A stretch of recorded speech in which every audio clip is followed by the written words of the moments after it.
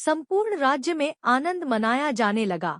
महाराज के 4 पुत्रों के जन्म के उल्लास में गंधर्व गान करने लगे और अप्सराएं नृत्य करने लगीं। देवता अपने विमानों में बैठकर पुष्प वर्षा करने लगे। महाराज ने उन्मुक्त हस्त से राजद्वार पर आए भाट चारण तथा आशीर्वाद देने वाले ब्राह्मणों और याचकों को दान दक्षिणा दी। पुरस्कार में प्रजाजनों को धनधान्य तथा दरबारियों को रत्न आभूषण प्रदान किए गए। चारों पुत्रों का नामकरण संस्कार महर्षि वशिष्ठ के द्वारा किया गया तथा उनके आयु बढ़ने के साथ ही साथ रामचंद्र गुणों में भी अपने भाइयों से आगे बढ़ने तथा प्रजा में अत्यंत लोकप्रिय होने लगे। उनमें अत्यंत विलक्षण प्रतिभा थी, जिसके परिणामस्वरूप अल्पकाल में ही वे समस्त विषयों में पारंगत हो गए। उन्हें सभी प्रकार के अस्त्र शस्त्रों को चलाने तथा हाथी घोड़े एवं सभी प्रकार के वाहनों की सवारी में उन्हें असाधारण निपुणता प्राप्त हो गई। वे निरंतर माता पिता और गुरुजनों की सेवा में लगे रहते थे। उनका अनुसरण शेष 3 भाई भी करते थे। गुरुजनों के प्रति जितनी श्रद्धा भक्ति इन चारों भाइयों में थी, उतना ही उनमें परस्पर प्रेम और सौहार्द भी था। महाराज दशरथ का हृदय अपने चारों पुत्रों को देखकर गर्व और आनंद से भर उठता था। जगत पालन करता श्री विष्णु ने अपने 7वें अवतार मर्यादा पुरुषोत्तम श्री रामचंद्र के रूप में अनेकों अविश्वसनीय और अद्भुत लीलाएं रची और अंत में प्रभु ने त्रिलोक विजेता अहंकारी रावण का संहार कर बुराई पर अच्छाई की महाविजय प्राप्त की। श्री राम जी के जन्म दिवस को ही राम नवमी के रूप में बेहद उत्साह के साथ मनाया जाता है। आज इस लेख में हम आपके लिए राम नवमी की अनुपम कथा लेकर आए हैं। कथा पौराणिक कथा के अनुसार अयोध्या के महाराज दशरथ को पुत्र रत्न की प्राप्ति नहीं हो रही थी। ऐसे में महाराज दशरथ ने अपने गुरु महर्षि वशिष्ठ के निर्देशों का पालन करते हुए एक महायज्ञ आयोजित किया। महाराज दशरथ ने इस यज्ञ में सभी यशस्वी ऋषिमुनियों को आमंत्रित किया। जिस दिन यज्ञ का शुभारंभ होना था, उस दिन गुरु वशिष्ठ के साथ महाराज दशरथ के मित्र अंग प्रदेश के अधिपति रिंग ऋषि और अन्य आगंतुक भी यज्ञ मंडप पर आए।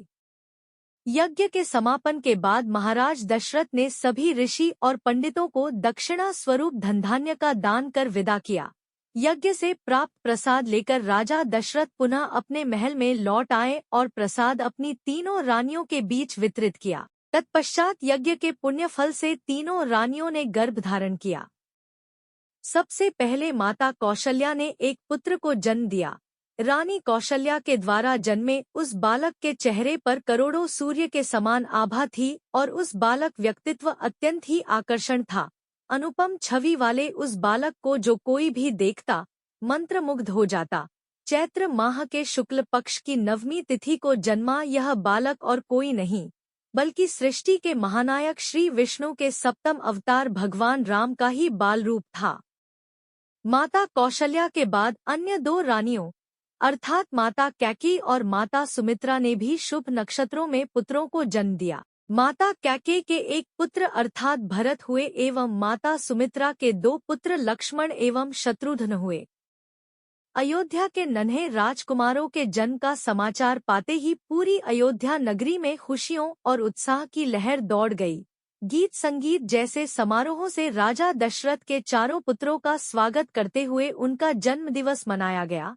वहीं देवताओं ने भी इस उत्सव में भाग लेते हुए इन नन्हे राजकुमारों को नमन किया और आकाश से अनगिनत पुष्पों की वर्षा कर उनका स्वागत करते हुए अपनी प्रसन्नता जताई।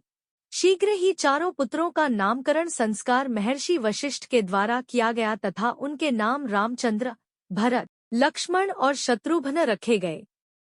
अत्यंत विलक्षण प्रतिभा के धनी श्री राम अल्पकाल में ही अयोध्यावासियों के प्रिय हो गए। उन्हें सभी प्रकार के अस्त्र शस्त्र चलाने में असाधारण निपुणता प्राप्त हो गई। वे निरंतर माता पिता और गुरुजनों की सेवा में लगे रहते थे। श्री विष्णु के 7वें महाअवतार के रूप में जन्मे श्री राम ने अपने जीवन काल में अनेकों महान और धर्मपरायण कार्य किए। चाहे सीता स्वयंवर में धनुष तोड़ना हो या महाबली बाली का वध कर सुग्रीव की सहायता करना हो। विवाह के पश्चात मर्यादा पुरुषोत्तम श्रीराम अपने पिता की आज्ञा का पालन करते हुए पत्नी सीता और अनुज लक्ष्मण समेत वनवास स्वीकार किया, जहां माता सीता की दुराचारी रावण से रक्षा करते हुए प्रभु ने अत्याचारी रावण का संहार किया। ये वही राम हैं जो स्वयं जगत के पालनहार हैं और दुर्लभ शक्तियों के स्वामी हैं, किंतु उन्होंने एक सामान्य मनुष्य जीवन का एक अद्भुत उदाहरण प्रस्तुत किया। युगों युगों के बाद आज भी श्री रामचंद्र के आदर्श व्यक्तित्व, धैर्य, निष्ठा, त्याग एवं पराक्रम को श्रद्धा और सम्मान देते हुए राम नवमी के दिन उनका जन्मोत्सव मनाया जाता है। आज भी राम भक्त अनन्य आस्था के साथ अपने आराध्य श्री राम का